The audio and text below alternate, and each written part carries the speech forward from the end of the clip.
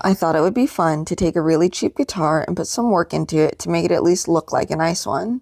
The fingerboard on this neck was super cheap and didn't feel great, so I removed it in my last video. Now it's time to get the new one on and get some frets into it. I covered the truss rod channel with some tape to keep the wood glue from seeping in and drilled some locator holes so that the fingerboard doesn't slip around during the glue up. I then proceeded to spread a lot of glue onto the neck to make sure that the new fingerboard doesn't come up at all. This rubber tubing will do most of the clamping work, applying even pressure across the surface of the neck. After a few days of curing, I removed the tubing and had a lot of cleanup to do.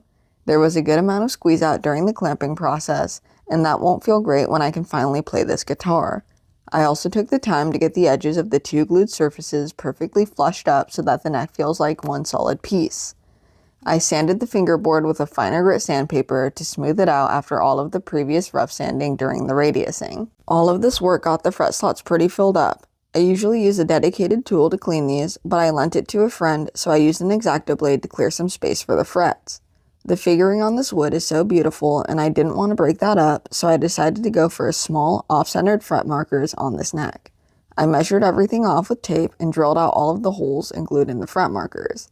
I cut them as flush as I could and just got everything sanded flat. I wasn't sure how I was going to feel about the look, but I'm actually super happy with how they turned out.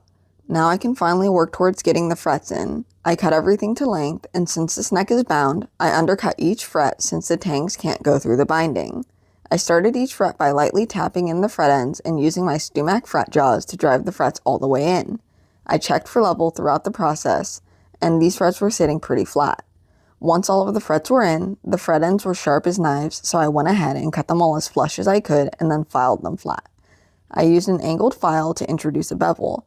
This neck is finally starting to look like something that can go into a guitar, but I still have to level and crown everything, which will be covered in my next video in a few days.